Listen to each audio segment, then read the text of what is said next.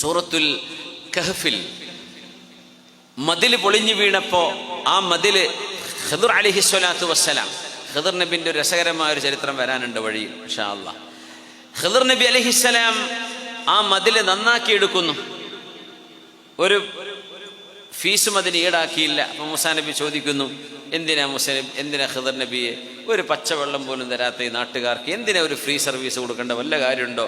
വല്ല കാശും വാങ്ങിച്ചിട്ട് നമുക്ക് ആ ഭക്ഷണം വാങ്ങിച്ച് തിന്നൂടെ? നമ്മൾ പട്ടിണി കിടക്കല്ലേ ഈ നാട്ടിൽ. ലത്തഖദ്ത അലൈഹി അജ്റ.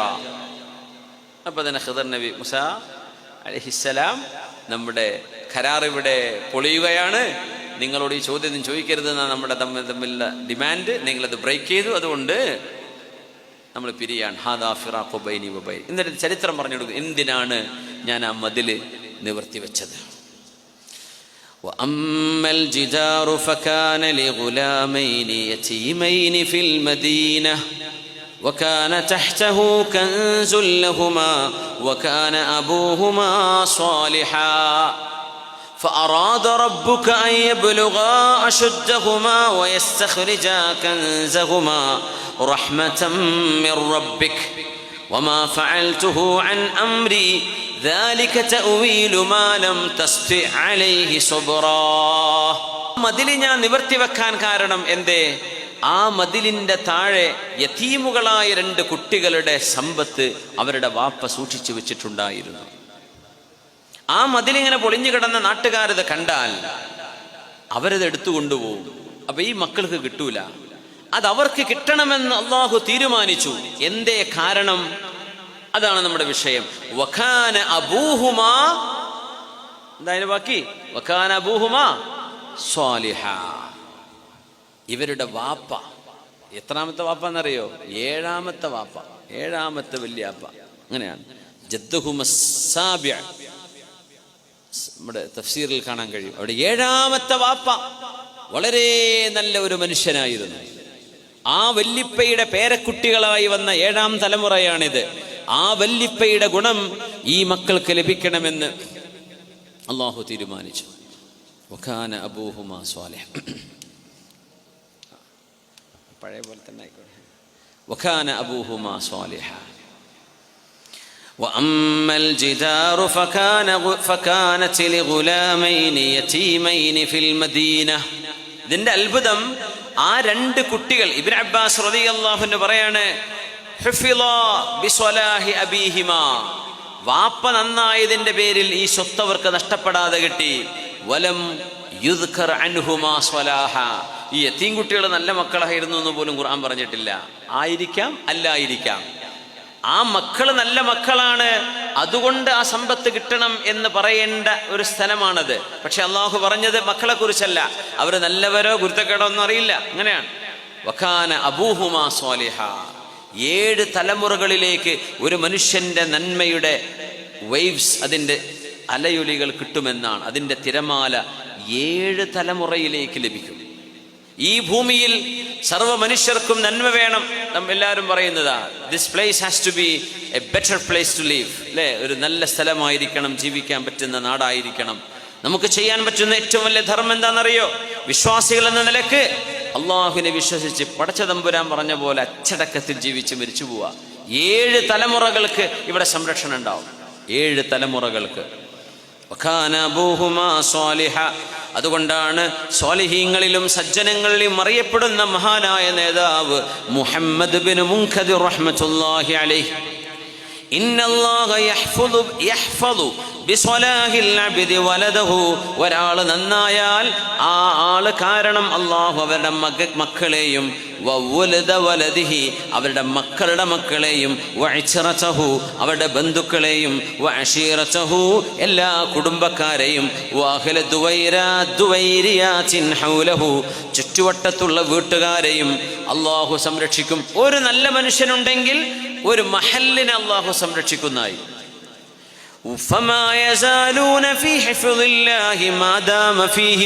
ആ മനുഷ്യൻ അവർക്കിടയിൽ ജീവിക്കുന്ന കാലത്തോളം ഒരു നാടിന് അല്ലാഹു സംരക്ഷണം കൊടുക്കും. ഇത് നമ്മുടെ കണ്ണുകൊണ്ട് കാണാത്ത സംഗതിയാണ്. ആരാണ് നല്ല മനുഷ്യൻ എന്ന് പോലും നമുക്കറിഞ്ഞോളുന്നില്ല, പക്ഷെ അള്ളാഹുവിനറിയാം.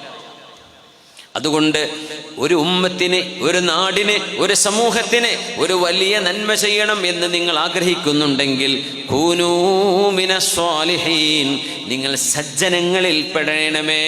അല്ലാഹു നമുക്ക് തൗഫീഖ് ചെയ്യട്ടെ.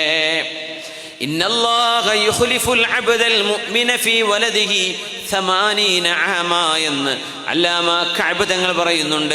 ഒരു മുഅ്മിനായ മനുഷ്യൻ മരിച്ചുപോയാൽ അവരുടെ മക്കളെ 80 കൊല്ലം അല്ലാഹു സംരക്ഷിക്കും. പിന്നെ എന്തെങ്കിലും ഒരു വിഷയം വരണമെങ്കിൽ ആ സംരക്ഷണം റബ്ബ് എടുത്തു കളയണമെങ്കിൽ 80 കൊല്ലം കഴിഞ്ഞിട്ടേ ഉണ്ടാവുള്ളൂ എന്നാ. അത്രയും വലിയ മഹത്വം. അതുകൊണ്ടാണ് നമ്മളൊക്കെ നല്ല ഭക്ഷണം കഴിക്കുന്നു, നല്ല പട്ടിണി ഉണ്ടെങ്കിൽ പോലും പഴയ കാലത്തെ പട്ടിണി ഇല്ലല്ലോ എന്തായാലും, അല്ലേ?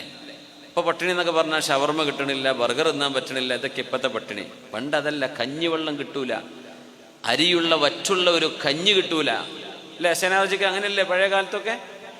പിന്നെ ചക്കയും മാങ്ങയും കിട്ടി വയറച്ച് തിന്നെ, അല്ലേ? ചോറ് തിന്നാൻ കിട്ടൂല, വളരെ കുറഞ്ഞ വീട്ടുകാർക്കേ ഉണ്ടാവുള്ളൂ അരിയും കഞ്ഞിയും ചോറൊക്കെ.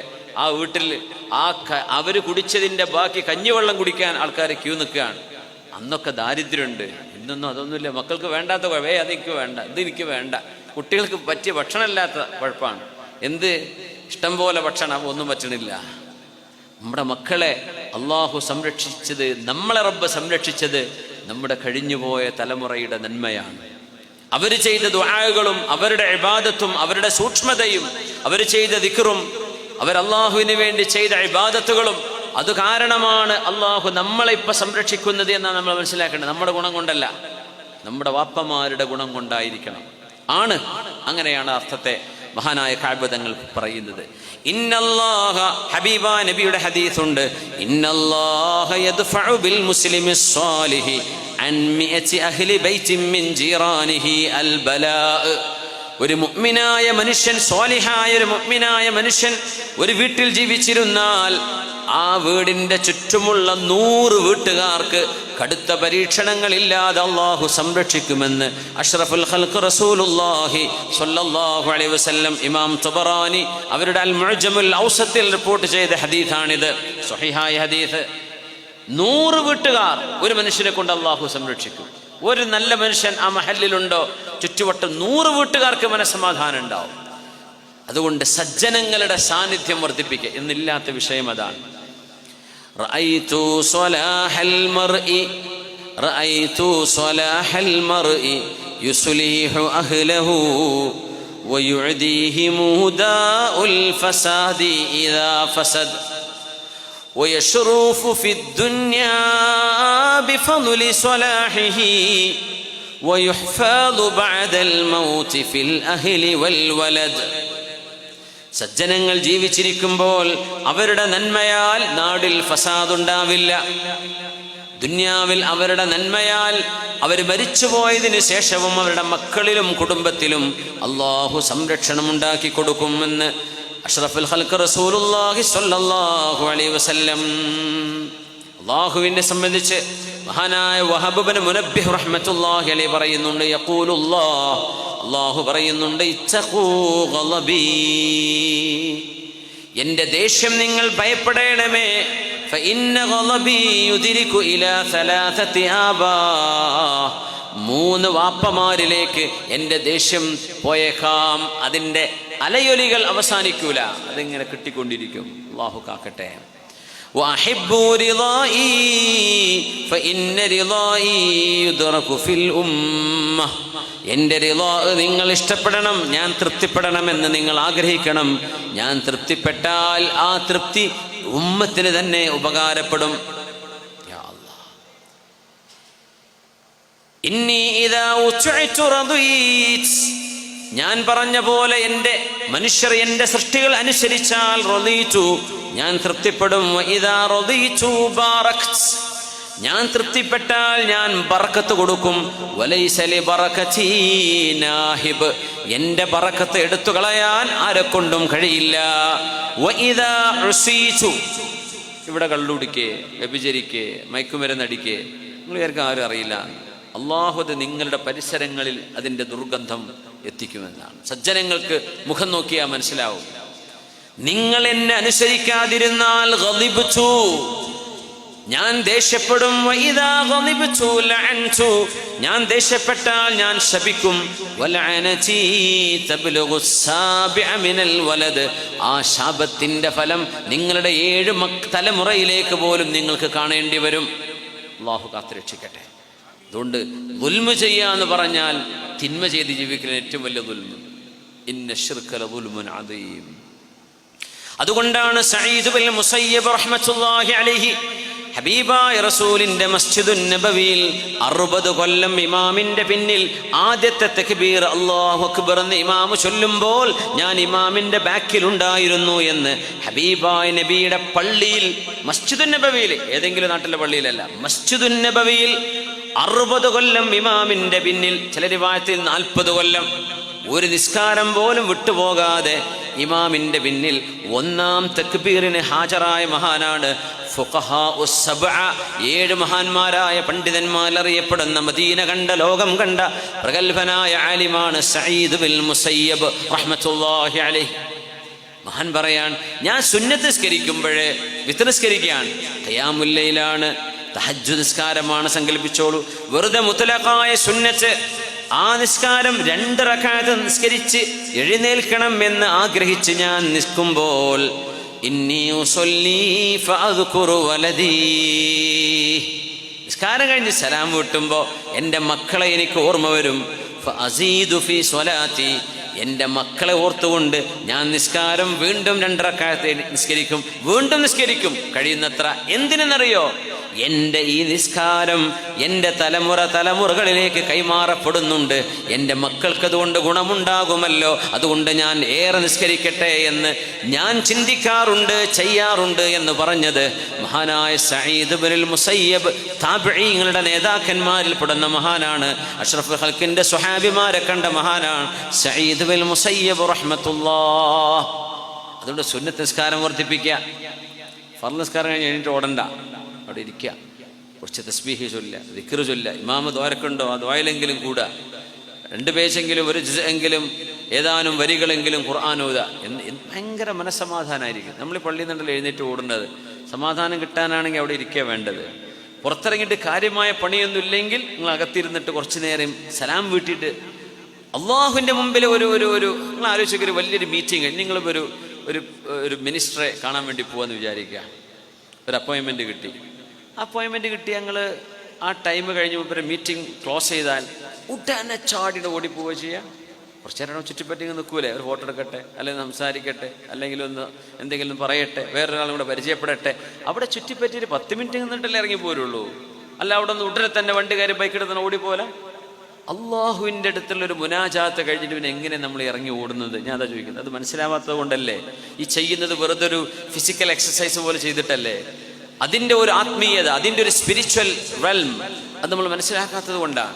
അവിടെ ഇരിക്കുക, മനസ്സിന് സമാധാനം അള്ളാഹു ഇറക്കിത്തരും, ഖൽബിനൊരു കുളിർമ വരും. അത് കിട്ടിയിട്ട് എഴുന്നേറ്റ് പോരുക.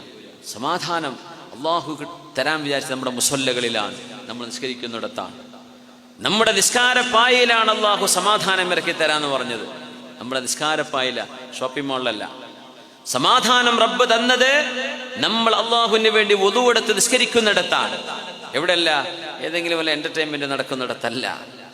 സമാധാനം ബിദിക്രില്ല, അള്ളാഹുവിന്റെ ദിക്റിലാണ്. അള്ളാഹു തൗഫീഖ് ചെയ്യട്ടെ. ആമീൻ യാ റബ്ബൽ ആലമീൻ. അള്ളാഹു ഇത് നൽകുന്നത് മുഅ്മിനീങ്ങളായ ആളുകൾ സജ്ജനങ്ങളാകുന്നതോടുകൂടെ അവരുടെ 7 തലമുറകളിലേക്ക് നന്മകൾ ലഭിക്കുമെന്ന് പറയുന്നത് അള്ളാഹു നൽകുന്ന കറാമത്താണ് എന്ന് മനസ്സിലാക്കണം. എന്തല്ല, അള്ളാഹു നിർബന്ധമായ വിഷയമല്ല. ഈ ഹദീസിനെ നമ്മൾ ഒന്നുകൂടെ ആഴത്തിലൊന്ന് പഠിക്കുകയാണ് ഇൻഷാ അല്ലാഹ്. ബിസ്മില്ലാഹിർ റഹ്മാനിർ റഹീം. വറഹ്മതി വസിഅത് കുല്ല ശൈഇ فسأكتبها للذين يتقون ويؤتون الزكاة والذين هم بآياتنا يؤمنون. നമ്മൾ നന്നായാൽ, നമ്മൾ കാരണം ഉമ്മമാരെ ഉപ്പമാരെ നമ്മുടെ മക്കൾക്ക് 7 തലമുറകളിലേക്ക് അള്ളാഹു അതിൻ്റെ നന്മ കൊടുക്കും എന്ന് പറഞ്ഞത് അള്ളാഹു ചില സ്വാലിഹീങ്ങൾക്ക് നൽകുന്ന കറാമത്താണ്, അള്ളാഹു നൽകുന്ന ബഹുമാനമാണ്, ആദരവാണ്. എന്ന് വെച്ചാൽ വാപ്പ നന്നായി മക്കൾ മോശാവൂല എന്നതിനർത്ഥമുണ്ടോ? അർത്ഥമല്ല. അള്ളാഹ് നൽകുന്നൊരു ബഹുമാനമാണ്. ആ കറാമത്തിന് പകരം ഒരുപക്ഷെ അള്ളാഹു അവിടെ ഒരു പരീക്ഷണം കൊടുത്തേക്കും. വാപ്പ നല്ല മനുഷ്യനാ, മകൻ കള്ളുകൂടിയനാ, എന്ത് ചെയ്യാൻ പറ്റും? അങ്ങനെ സംഭവിക്കൂലേ? വാപ്പ നല്ല നിസ്കാരമാണ്, ഉമ്മ നല്ല നിസ്കരിക്കുന്ന ഉമ്മയാണ്, പക്ഷെ മക്കൾ നിസ്കരിക്കൂല, എന്ത് ചെയ്യാൻ പറ്റും? അങ്ങനെ സംഭവിക്കോ? സംഭവിക്കും. وأنه سبحانه هو الفاعل الحقيقي المتفضل بحفظ الولد وإصلاحه وقد لا يكرم بعض الصالحين بهذه الكرامة إشارة إلى أنه لا يجب على الله شيء. ഈ ഹദീസിനെ വിശദീകരിക്കുക ഹദീസ് പണ്ഡിതന്മാർ. وقد لا يكرم بعض الصالحين بهذه الكرامة. ചില സ്വാലിഹീങ്ങൾക്ക് അല്ലാഹു ഈ ഒരു ബഹുമാനം കൊടുക്കാതിരിക്കാം. എങ്ങനെ? ആള് നല്ല മനുഷ്യനാ, പക്ഷെ മക്കളിലോ തലമുറയിലോ അതിന്റെ ഖൈർ കാണുന്നില്ല. അങ്ങനെ സംഭവിക്കാം. എന്തിന്? ഇശാറത്തൻ ഇലാ അന്നഹു ലാ യജിബു അലല്ലാഹി തആല ശൈ. അല്ലാഹ്ക്ക് ഒന്നും നിർബന്ധമല്ല എന്ന് പഠിപ്പിക്കാൻ അല്ലാഹ് ചെയ്യും. ഇങ്ങനെ സ്വാലിഹായാൽ മക്കളെ നിർബന്ധമായും അല്ലാഹ് സംരക്ഷിക്കുമെന്നുണ്ടോ? അല്ലാഹ്ക്ക് നിർബന്ധമുണ്ടോ? എന്തും ഇല്ല. അള്ളാഹുവിൻ്റെ നിർബന്ധമുള്ള വിഷയമല്ല. അള്ളാഹുവിൻ്റെ സൃഷ്ടികളല്ലേ നമ്മളൊക്കെ.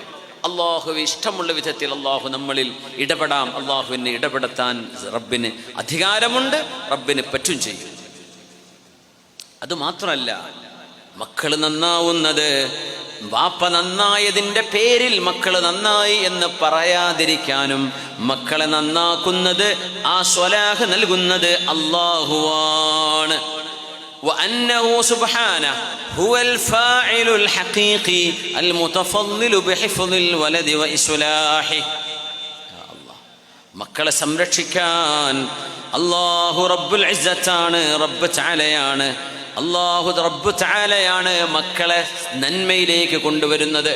അല്ലാഹു നൽകുന്ന തൗഫീഖാണത്, റബ്ബിന്റെ ഇടപെടലാണ്. എന്തല്ല, വാപ്പ ചെയ്തതല്ല, അത് വാപ്പ ചെയ്തതല്ല, അല്ലാഹ് ചെയ്തതാണ് എന്ന് പഠിപ്പിക്കാൻ വേണ്ടിയും അല്ലാഹു ചില വാപ്പമാർക്കെങ്കിലും അവരുടെ മക്കളിലൂടെ പരീക്ഷണങ്ങൾ കൊടുക്കാറുണ്ട്.